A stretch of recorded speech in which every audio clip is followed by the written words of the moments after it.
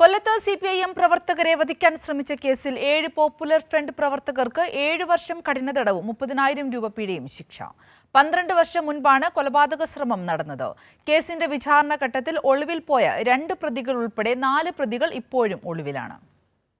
2012 ജനുവരി 3-ന് കൊല്ലം കുളപ്പാടം സ്വദേശികളും CPIM പ്രവർത്തകരുമായ രഞ്ജിത്ത്, സൈഫുദ്ദീൻ എന്നിവരെ വെട്ടിക്കൊല്ലാൻ ശ്രമിച്ച കേസിലാണ് Kollam assistant sessions judge doctor Amritha T ശിക്ഷ വിധിച്ചത്.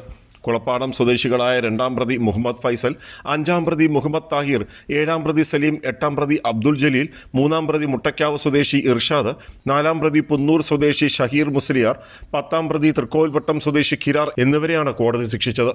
1-ാം പ്രതി കുളപ്പാടം സ്വദേശി മുഹമ്മദ് അൻവർ, 6-ാം പ്രതി പള്ളിമൺ വട്ടയില സ്വദേശി ഷാൻ എന്നിവർ വിചാരണ വേളയിൽ ഒളിവിൽ പോയി. 9-ാം പ്രതി ഷാഫി, 11-ാം പ്രതി ഹുസൈൻ എന്നിവരെ ഇനിയും പിടികൂടിയിട്ടില്ല.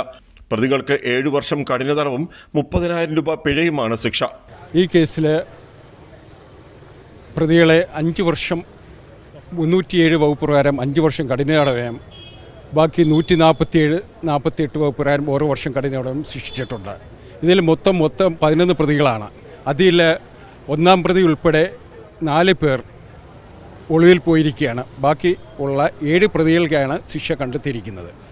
പാർട്ടി സംസ്ഥാന സമ്മേളനത്തിന്റെ കൊടികെട്ടിയ ശേഷം വീട്ടിലേക്ക് പോയ യുവാക്കളെ പോപ്പുലർ ഫ്രണ്ട് പ്രവർത്തകരായ പ്രതികൾ രാഷ്ട്രീയ വിരോധത്താൽ കൊലപ്പെടുത്താൻ ശ്രമിച്ചെന്നായിരുന്നു പ്രോസിക്യൂഷൻ കേസ്. വർഗീയ തീവ്രവാദ നിലപാടുകളെ ആശയപരമായി എതിർത്തതാണ് പ്രതികളെ പ്രകോപിപ്പിച്ചതെന്ന് ആക്രമണത്തിനിരയായ സൈഫുദ്ദീനും രഞ്ജിത്തും പറഞ്ഞു. ഞങ്ങളുടെ നാട്ടിൽ ഇവർ കാണിച്ച വർഗീയതയ്ക്കും മതഭ്രാന്തിനുമൊക്കെ എതിരായിട്ട് ഞങ്ങൾ ആശയപരമായിട്ടുള്ള നീക്കത്തിലൂടെ പോകുമ്പോൾ ഇവർ അക്രമം കാണിച്ചു. ആ അക്രമം എന്ന് പറയുന്നത് സഹിക്കാൻ പറ്റിയ രീതിയിലുള്ള അക്രമങ്ങളായിരുന്നു. കാര്യം ഇവരെക്കുറിച്ചൊന്നും നമുക്ക് ധാരണയില്ലാത്തിട്ട് ഇവരെല്ലാം ഒളിപ്രവർത്തനങ്ങളായിരുന്നു. നാട്ടിലെ ഒളിപ്രവർത്തനങ്ങൾ. ആ ഒളിപ്രവർത്തനം നമുക്ക് തിരിച്ചറിയാൻ കഴിഞ്ഞില്ല. എങ്കിലും ഒരു സംഭവം ഉണ്ടായിരുന്നു അറിയാം. പക്ഷേ ഇത്രയും ഒരു ഭീകരമായ അന്തരീക്ഷം സൃഷ്ടിക്കുമെന്ന് നമുക്കൊരിക്കലും പറയാൻ കഴിഞ്ഞില്ല. അപ്പോൾ അതിനെതിരെ ഞങ്ങൾ പോരാടിയതിൻ്റെ ഭാഗമായിട്ട് ഇവർ കായികമായി ഞങ്ങൾ കൈകാര്യം ചെയ്തു.